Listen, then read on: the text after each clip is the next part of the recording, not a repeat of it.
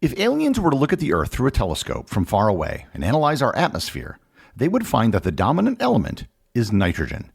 Nitrogen makes up 78% of our atmosphere, and it's all around us. However, it behaves very differently than other common elements. Nitrogen isn't just vital for the functioning of life, but it's also used in various industrial and chemical applications as well. Learn more about nitrogen, the invisible yet vital element, on this episode of Everything Everywhere Daily.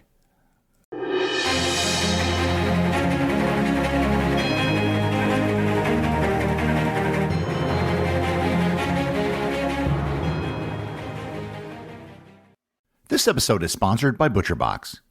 If you've been listening to this podcast long enough, you know that I'm a big fan of ButcherBox. When my ButcherBox shipment arrives, I feel like a little kid on Christmas morning. When my most recent shipment arrived just a few days ago, I was able to track the package and pick it up as soon as it was delivered. Everything was completely frozen thanks to ButcherBox's innovative shipping system, which ships their meat with dry ice. I moved the meat from the box to my freezer without so much as a hint of thaw. Now I'm good for another month of high-quality steaks and ground beef. Later today, I'm going to be having one of the grass-fed New York strip steaks that was part of my most recent order. If you're looking for high-quality grass-fed beef, pasture-raised chickens, heritage breed cage-free pork, and wild-caught seafood, you have to check out ButcherBox. ButcherBox is giving us a special deal. Sign up today at butcherbox.com/daily and use code DAILY to get $20 off your first order. That's butcherbox.com/daily and use code DAILY to claim this offer. This episode is sponsored by Curiosity Daily. Hey everyone, I wanted to tell you about Curiosity Daily, the award-winning podcast from Discovery, a podcast that covers the latest science and technology news from around the world. 3 times a week, the award-winning Curiosity Daily podcast will help you get smarter about the world around you. In less than 10 minutes, you'll get a unique mix of research-based life hacks, the latest science and technology news, and much more. Co-hosts Nate Bonham and Callie Gade will help you learn about your mind and body, outer space, the depths of the sea, and how history shaped the world into what it is today. Recent episodes have discussed how scientists are using AI to talk to animals, how researchers found a hidden chamber in the Great Pyramid of Giza, and how people with curly hair may actually have an evolutionary advantage.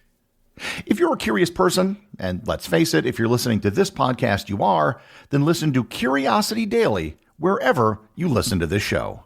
Once again, Curiosity Daily. I've previously done episodes on the elements carbon and oxygen, which sit immediately on either side of nitrogen on the periodic table. Nitrogen, despite being neighbors with these elements, behaves very differently. Oxygen is very reactive, with 6 electrons in its outer shell. Carbon has 4 free electrons, which allows it to bond in a wide variety of ways with different elements. Nitrogen has 5 electrons. As with carbon and oxygen, understanding nitrogen involves understanding its atomic structure. Nitrogen is the 7th element on the periodic table and the 7th most abundant element in the universe. With 7 protons in its nucleus, it also has 7 electrons. 2 fill up its inner shell, and 5 are in its outer shell, which can hold up to 8. That means that nitrogen has 3 electron spots in its outer shell that it wants to fill. This is really the fundamental thing you need to know about nitrogen. While I suppose you can say this is true with every element, in the case of nitrogen, it really likes to bond with other nitrogen atoms to form a nitrogen molecule known as N2. When nitrogen bonds with itself, it creates a very strong triple covalent bond. More on this extremely important bit in a moment. While humans have been breathing nitrogen ever since they first existed, and why several nitrogen compounds have been known since antiquity, nitrogen as a separate element was unknown up until a few centuries ago.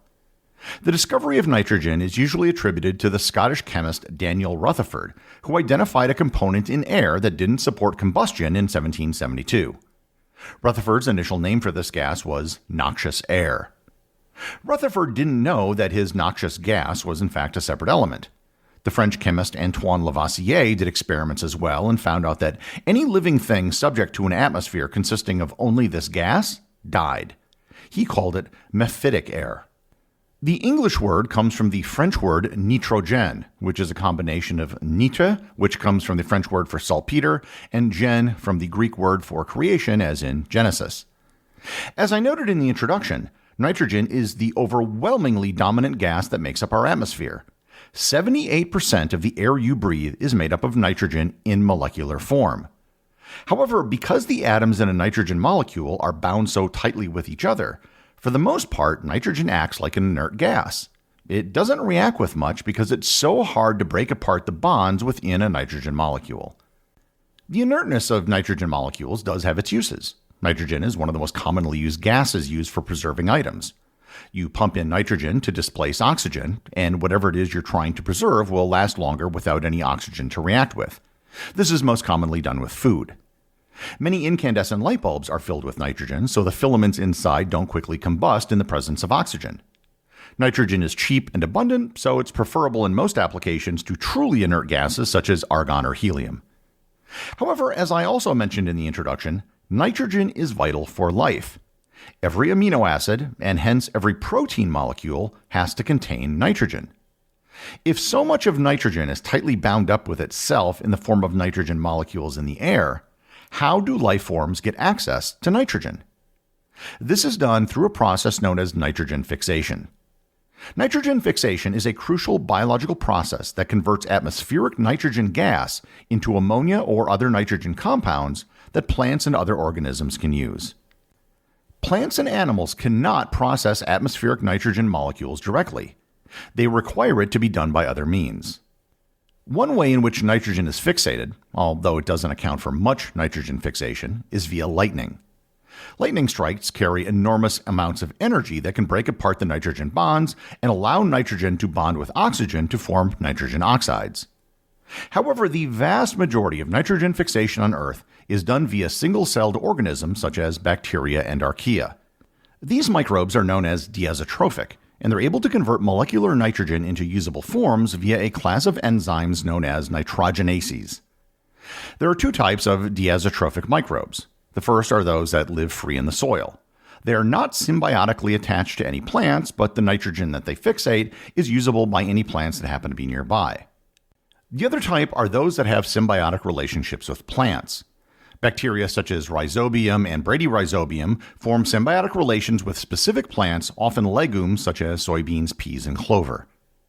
In these mutualistic relationships, the bacteria reside inside specialized root nodules of the host plant. The plant provides the bacteria with sugars and other nutrients, while the bacteria converts atmospheric nitrogen into ammonia and provides it to the plant as a nitrogen source. In return, the plant benefits from increased nitrogen availability, which enhances its growth. Once the plants consume the nitrogen, animals then eat the plants, and the free nitrogen is placed into the food chain. Nitrogen is extremely important for plant growth, and something that farmers have to take into consideration. If too many crops are planted in succession without nitrogen-fixing bacteria, the soil will eventually become exhausted of nitrogen. This is one of the reasons why farmers practice crop rotation. In between crops such as corn or wheat, other nitrogen-fixing crops such as legumes add nitrogen to the soil. Sometimes these crops aren't even harvested. They're just plowed back into the ground to provide even more nutrients. Crop rotation was not the only way that farmers would add nitrogen to the soil. They would also fertilize the soil, usually through the addition of manure from farm animals or other byproducts like offal or blood. Native Americans famously taught the early English settlers how to grow corn by planting each stalk on the remains of a fish, which provided nitrogen for the plant. However, as crop production grew in the 19th century, natural fertilizer was reaching its limits. There's only so much manure to go around. Guano, aka bird poop, deposits were mined around the world, but they were a very limited resource. By the start of the 20th century, there were concerns about the inability to provide enough nitrogen fertilizer to feed the world's growing population. The man who solved this problem was the German chemist Fritz Haber, on whom I've done a previous episode. Haber developed a system for artificially taking atmospheric nitrogen and creating ammonia.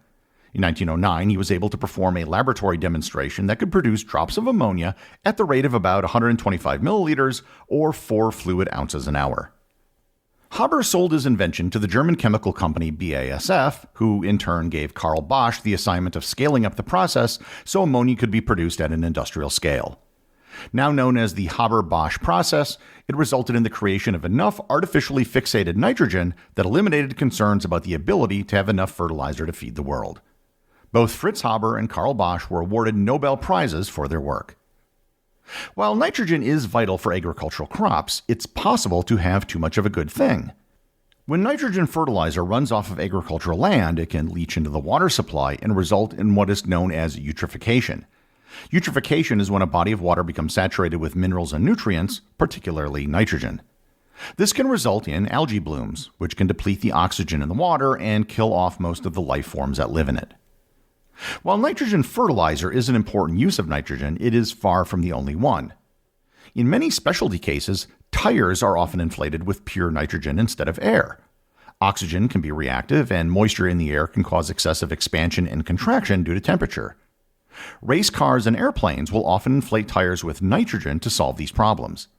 And nitrogen tire inflation has even found its way to some commercial gas stations and auto repair centers. Pure nitrogen gas is also used in a host of other applications where unwanted oxidation isn't desired. The process of nitriding is used on metals. Nitriding is a surface hardening process used to improve the hardness and wear resistance of metals, particularly steel.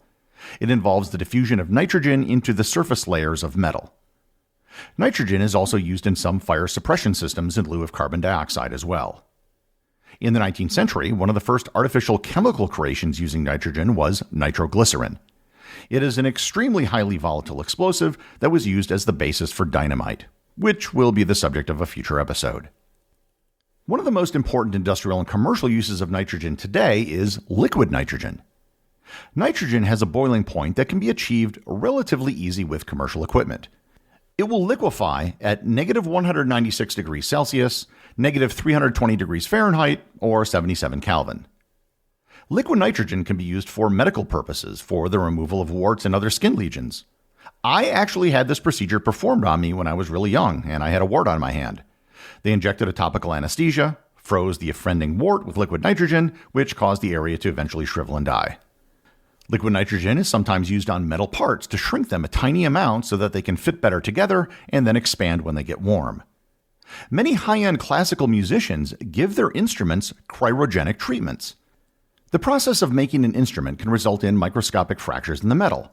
By exposing the instruments to extreme cold temperatures provided by liquid nitrogen, many of the microfractures in the metal can heal. And believe it or not, this technique is also used on woodwinds as well as brass instruments. Liquid nitrogen is used to cool the sensors in high-end astronomy telescopes. It's necessary to remove small heat fluctuations, which allow the instruments to become more sensitive to low light conditions. One of the holy grails of physics and material science right now is trying to find a cheap, high-temperature superconductor. While a room temperature superconductor would be ideal, even one that could operate at the temperature of liquid nitrogen could be made cost-effective for many uses. Some high-end molecular gastronomy restaurants use liquid nitrogen to freeze foods and even to make ice cream. Liquid nitrogen is normally very safe to work with, but it can be very dangerous if used improperly. When nitrogen boils and becomes a gas, it expands to 694 times the volume from when it was a liquid. In 2006, there was an accident at Texas A&M University involving liquid nitrogen. A large tank of liquid nitrogen had a damaged pressure relief valve that didn't allow the gas to vent. The pressure built up, resulting in a catastrophic explosion which literally blew the tank through the ceiling and broke a concrete beam below it. In 2012, a woman from England was hospitalized and had to have her stomach removed after she drank a cocktail made out of liquid nitrogen. I find nitrogen to be a very odd element. It's everywhere and with us all the time, yet it's very difficult to work with beyond using it in its molecular form. It's absolutely vital for life, yet most life can't access it directly. It has a variety of industrial and commercial uses, but we couldn't actually extract it from the air until the 20th century. All of these apparent contradictions, I guess, are what make nitrogen so special. The executive producer of Everything Everywhere Daily is Charles Daniel. The associate producers are Peter Bennett and Cameron Kiefer. I wanted to give a big thanks to everyone who supports the show on Patreon. Your support helps me put out a new show every day. And if you're interested in Everything Everywhere Daily merchandise, Patreon is currently the only place where it's available. And if you'd like to talk to other listeners of the show and get notified of future episodes and projects, please join my Facebook group or Discord server. Links to everything are in the show notes.